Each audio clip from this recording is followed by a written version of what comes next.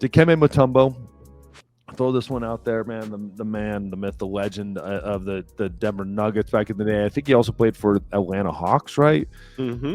Who else he played for? It didn't matter to me, man. He was the Denver Nuggets because I grew up growing up in Denver, enjoying the Nuggets. I don't want to sit there and say, man, I was a huge NBA fan by any means. I was a Nugget fan. I enjoyed the NBA. I enjoyed Jordan. I mean, who didn't really at the time. I enjoyed Houston with the Olajuwon and Clyde Drexler.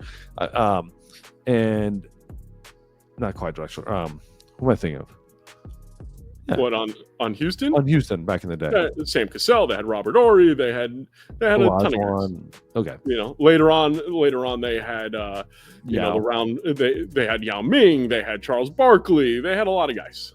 Yeah. I enjoyed that team a lot, but it was that Denver Nuggets team. It was when they beat the Supersonics in the playoffs.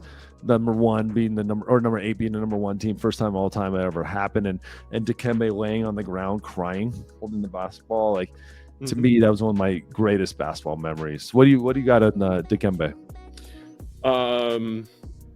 Probably didn't get the respect that he deserved for how good he was. He was a defensive genius. He blocked everybody, and it's really funny because Michael Jordan, until the very end of Dikembe Mutombo's career, never dunked on him.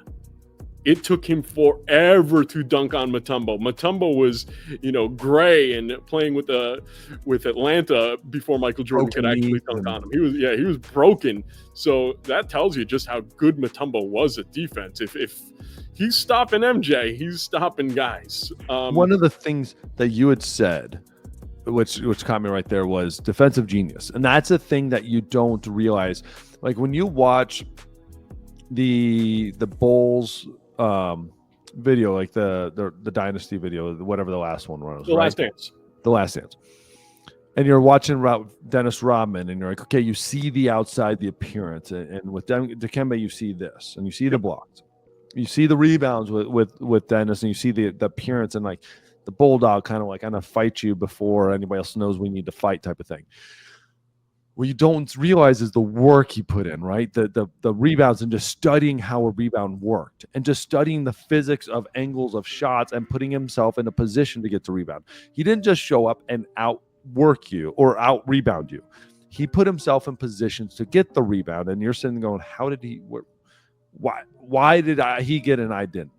And Dikembe, what you never realize was how much work he put into positioning himself to make a block, to be in the middle. He didn't just step back, have his guy, and then just work his way over to you. He strategically would move with you and strategically position himself to where he would take away your shot. Mm-hmm. That's the thing he didn't get enough credit for, was the positioning before the block happened, and how smart he was in seeing a play happen. He didn't just stand there in the middle, go like this and say, yeah, let's go. He would move and move and move, and then all of a sudden you're like, yeah, you don't have no shot, dude. Like, stop. Don't shoot this ball. And that's why you can stop a guy like MJ. That's where MJ prided himself on outworking you, out-angling you, out-knowing you where you're going to be, and he couldn't figure out Dikembe, because Dikembe was on the same level, working just in a different position. I just wish he could have been a better shooter, like in today's game, and taken an offensive part of the game where he just could dominate something, instead of just being the low man on defense, and he'd be in a conversation of greatest of all time.